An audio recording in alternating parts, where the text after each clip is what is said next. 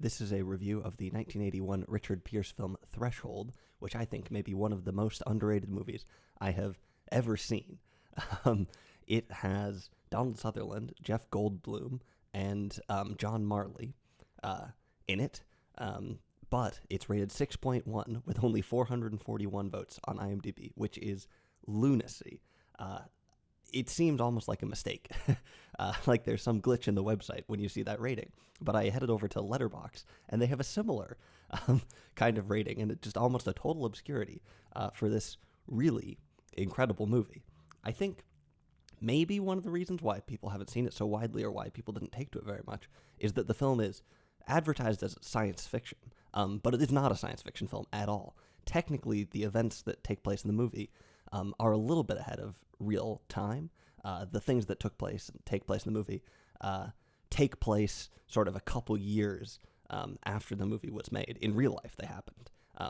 That is, but when you watch it now, it reads more like a historical film, like some sort of historical drama, not like science fiction. It has it's no future society. It doesn't really claim to be in the future, and so the science fiction label just seems grossly inappropriate. What it actually is a medical drama set in a hospital where Donald Sutherland is a doctor and Jeff Goldblum is a biology researcher, and it, in some ways, is reminiscent of more modern, medical television shows. Not that I'm an expert on those, but I think this movie is far superior, at least to my tastes, than any of these sort of modern, really dramatic, sensational hospital dramas. This is an extremely subtle, natural, and human movie about heart surgery.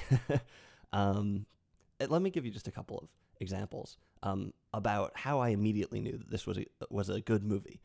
Within the first 5 minutes, I knew that this was a bit different, something unusual and worth watching. So in the very beginning of the movie, there is a scene where Donald Sutherland's character, the doctor, he's the head of cardiovascular surgery or whatever at this big fancy hospital in LA.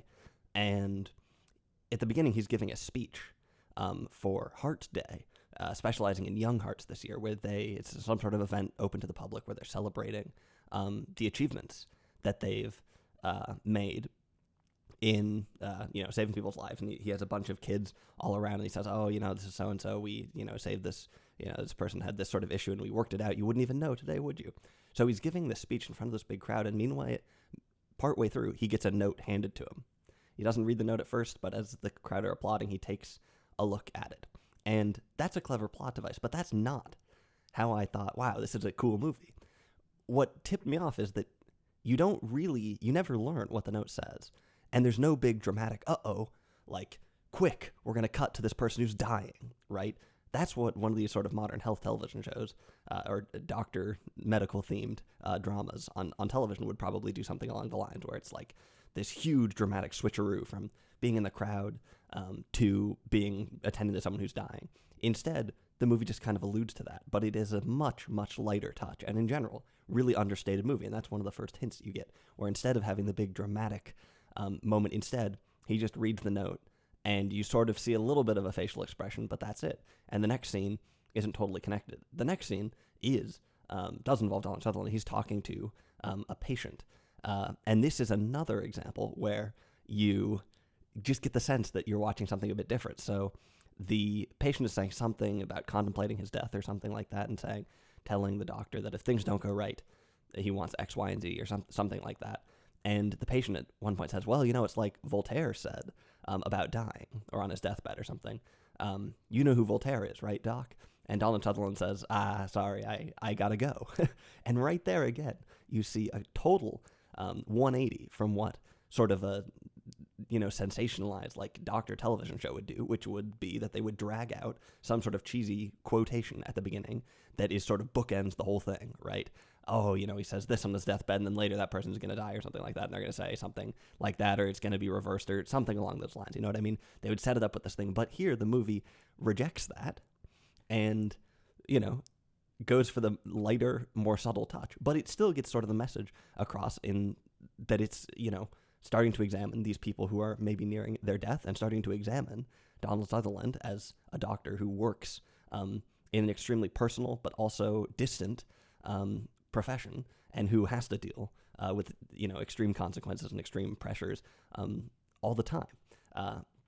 So immediately, like I said, you get the feeling of, oh, this is a bit of an uncommon script, a bit of uncommon direction, and phenomenal acting. And you're only 5 minutes in, you think, great.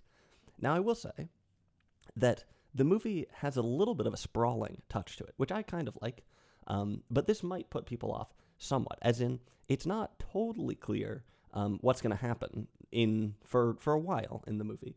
The events sort of unfold somewhat quirkily. The movie expands to sort of unexpected places. And it's sort of what turns out to be sort of the main thing that sets the plot going, is sort of just uncovered, not as some big sort of dramatic inevitability, but just as something that sort of happens and then things are kind of set in motion. Now, I like this because I think that's realistic and natural, but it is quite a bit different from sorts of dramas. Another place where you see this a lot just in the movie is that some of the disastrous emergency moments in it, right? It's a hospital movie, so it's going to have emergencies in it. Some of them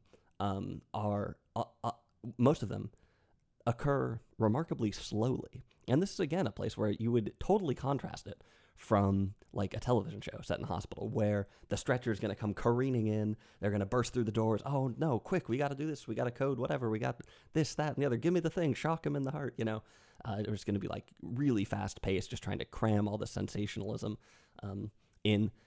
This movie really takes its time with the patients and their conditions, which I sense is realistic, for one, but it also gives us a much more of an opportunity to get a subtle emotional connection with the patients and the doctors as they go through these things. For instance, there's sort of slow, drawn-out scenes of characters getting x-rays, right? Now, x-rays in a television show, you never see characters getting x-rays. You just see the doctor looking at the x-ray and thinking, uh-oh, that's not so good, or look at this weird, really odd medical condition that we dug out of some random medical almanac from the 1940s, and we're going to bring into the show or something like that, that it's clearly diagnosable from this one x-ray or something. Here, we get to see the character being prepared for the x-rays, talking to the nurse and things like that. And those moments end up being remarkably powerful. The film is basically an assemblage of a lot of those sort of small moments. And overall, it ends up having an incredibly light touch, which is another reason why maybe people were bored or put off or something by it. But man, I don't know. So what is the movie actually about? Well, if you go to IMDb, the little blurb, I think, actually gives away too much of the movie, and I would suggest going into it like I did, which is basically entirely blind. You don't need to know anything more than that it's set in a hospital. If you know a little bit more than that, it's okay, but I would suggest just no information is necessary. This is a great movie, so you don't need a ton of setup to really get the gist of things or to appreciate it. But I want to talk about a couple of other interesting virtues that come from this question of what is the movie about, because it's about a lot of different things. I mean, at its core, it is about heart surgery. But really what the movie is it's more of a tableau of every sort of thing that connects to heart surgery, from the doctors, but also the patients. So there are scenes outside of the hospital, scenes where the parents of patients talk to Donald Sutherland's character, and things like that. There's a phenomenal scene in the beginning. This just, man, I mean, it's just great, where Donald Sutherland goes to sort of this nightlife. You see part of his nightlife. Now, as he's a doctor, he's a busy guy. And let me tell you, the personal storyline here about his relationship with his wife and his relationship with the nurses and whatnot is not front and center, but is beautifully alluded to in this. And I will say also, I'll get back to what I was going to say in a minute, but there is a certain sort of romantic undercurrent to certain parts of this movie that in some places, maybe other people won't think this, but I detected a slight sort of romantic undercurrent, both between sort of doctors and patients, and between doctors and nurses, and both of those things are not necessarily appropriate. Maybe that would put some people off the movie, but I think it's an intentional facet of the movie to talk about sort of the bonds that form, right? The attachment of the patients to the doctors, and the something a bit more than camaraderie that might form between the actual staff at the hospital. And I think that the movie is really, really adept at showing those sorts of relationships. But I could see maybe some people would be put off slightly, I guess. I don't know. Getting back to it, though, there's a scene where Donald Sutherland and his wife, who appears not a lot, but a little bit, enough to get the idea. But again, it is absolutely not a ham-fisted sort of, right? If you watch a medical television show, then the doctor's always working. He's on the phone with his wife. I can't come home tonight.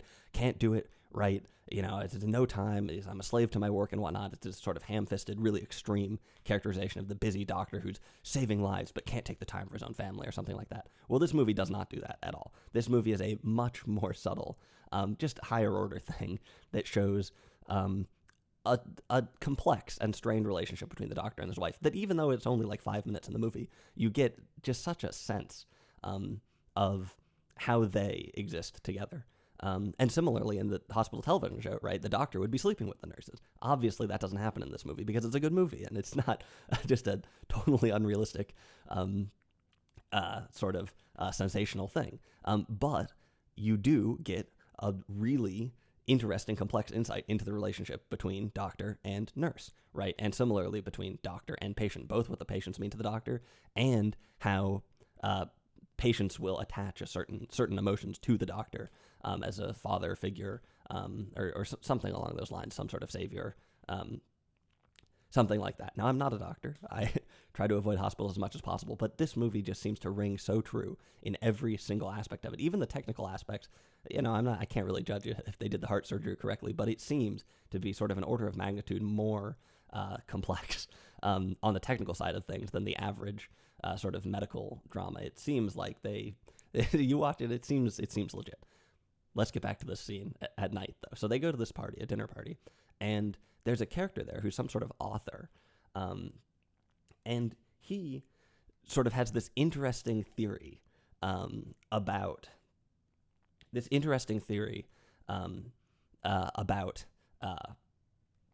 Los Angeles. The movie's set in Los Angeles, and the movie is set in Los Angeles, and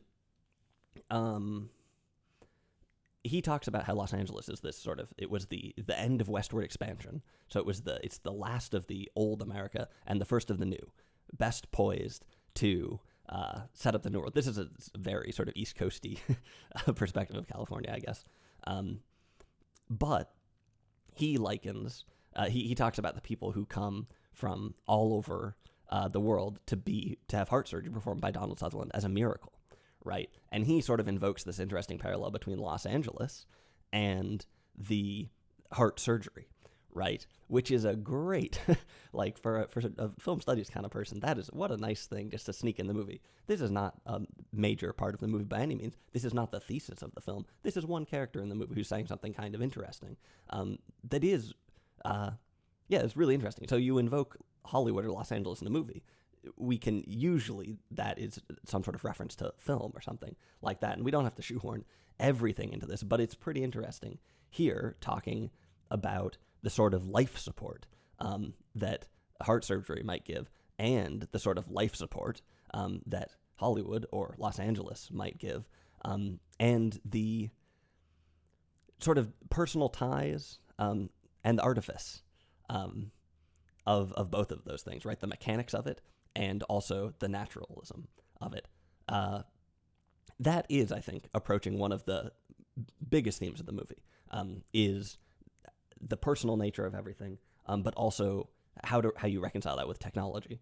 And the heart is sort of the crossover of these, right? The heart is the sort of the spiritual and the talisman of the soul or whatever, of some internal presence of love, things like that are located in the heart. Now, doing surgery on the heart is this highly scientific operation that, mechanical manipulation of that, using a bypass or something to replace the heart during surgery, things like that. Open heart surgery. Yeah. What interesting. So, like I said, that's not the main thesis of it, but the film is aware of the metaphorical significance of the heart and had some nice little tie-ins. Let me also say that the film starts with a helicopter shot of Los Angeles, and the hospital appears to be, you fly directly over the Bonaventure Hotel to get to the hospital. Now, is this a deliberate invocation of Frederick Jameson's really, really famous essay about postmodernism and the Bonaventure Hotel? Probably not. I'm actually not even sure. This movie might predate that. But there is a little bit of an angle there, of the postmodernist angle, connecting to what was said at the dinner party and to this idea of human intervention in the heart and the concept of the artificial heart, right? So just another interesting facet of it there. But like I said, what is this movie really about? Well, it's about a huge network of things all related to the heart. And so these sort of stodgy intellectual theories of the heart are one of those things, but also emotional, the patient's emotional connections to the heart is another one. For instance, there is at one point there's a character who's quite concerned about the donor that the heart comes from, right? This is sort of a classic trope in many a television show and such, but executed quite nicely here. I don't want to spoil the plot, so I won't go too much more into that. But like I said, very broad spectrum about things related to the heart. And so there are moments where the movie sort of seems to meander, or like I said, it expands sort of quirkily, and it's covering one thing and then it sort of expands into some other area for a minute, and you might be a little bit surprised about what it ends up being about, especially if you take my advice and don't read any of the summary and just start watching it. But if you think of it as sort of a broad picture of things related to the heart and heart surgery, then it is all on topic, and it's sort of interesting, the different angles that they come at it with. But I think like I said, touched on some of the main themes of the personal and the impersonal. What is the main virtue of this movie? What's the main thing I would use to describe it? Really, it's just smart. It's a smart and subtle movie. There are a couple of moments where it gets slightly overextended, having Jeff Goldblum's character maybe try to seem a little bit too smart or something like this comes off slightly cheesy. But in general, Jeff Goldblum does a great job in this. And Donald Sutherland, I honestly think this is my favorite Donald Sutherland role out of anything I've ever seen him in. Such a just sort of understated and subtle performance from him. Not Donald Sutherland in his 70s trying to be a cool guy mode. Nor in his later on trying to be an old cool guy, but just a really natural fit of seeming like this guy really is this an actor or is this actually a surgeon? Great acting always has something to do with great writing and great characters, and this movie has really interesting, complex characters that strike the balance between being easy to grasp onto but also complex. That's a very hard balance to get. So Donald Sutherland's character, for instance, is just slightly distant, but also hugely empathetic.